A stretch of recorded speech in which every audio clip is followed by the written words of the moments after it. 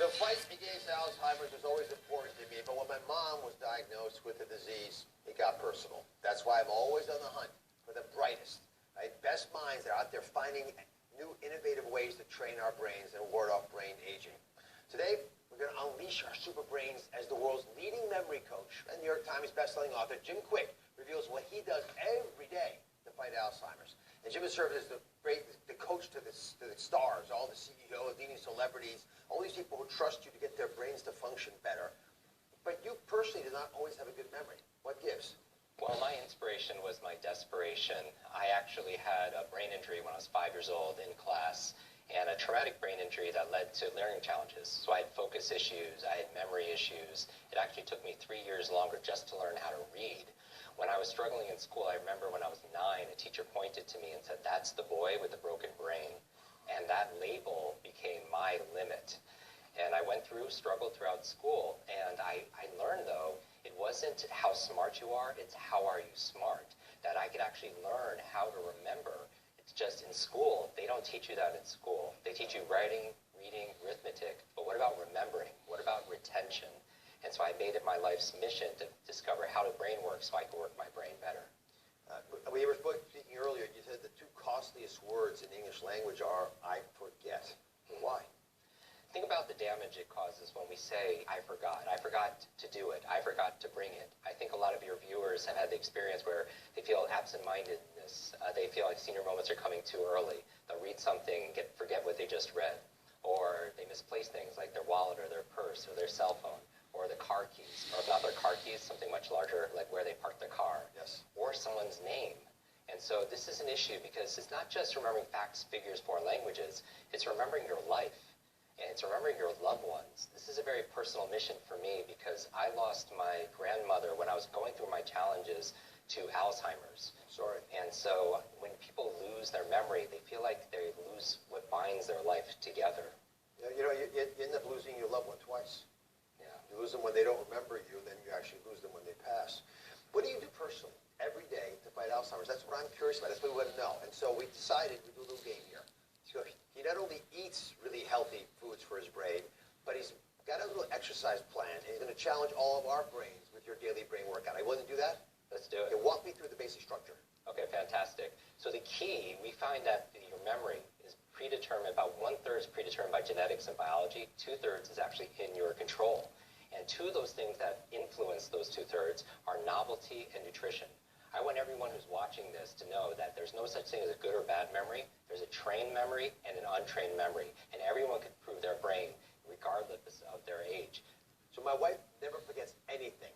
That's the genetic part, the 1/3. Yes. So I got to learn how to actually train my brain to be able to memorize what she does, or else I'll never be able to keep up. So you say improving your memory isn't as easy.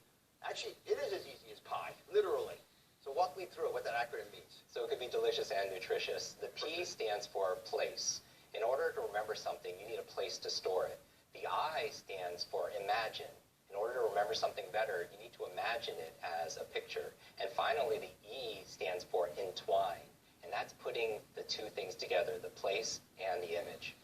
All right, so you've got a way of using these three words to help me remember something. And I want everyone at home to play along with this because I brought along a virtual audience today so we can all exercise our brains. There they are. All right, take it away. I want you to use these tactics to teach me 5 brain-healthy foods, but also in a way that'll teach my brain to remember them. Wonderful. This is a topic we talk about in the book about Neuro Nutrition, and there are 5 foods we're going to talk about right now.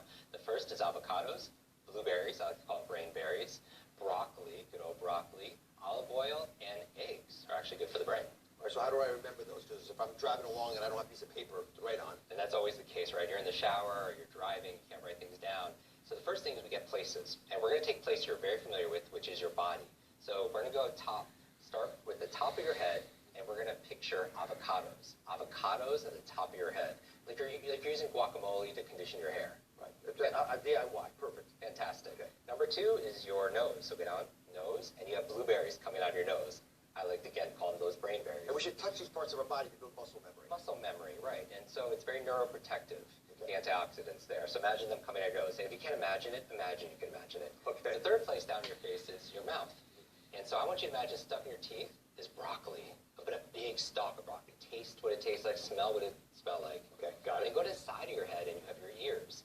And I want you to imagine you're cleaning your ears with olive oil. Olive oil is a brain food. Good. Or you're wearing olive earrings. And then finally, the fifth place is your throat. And instead of an Adam's apple, I want you to imagine an egg. The choline in eggs is good for cognition.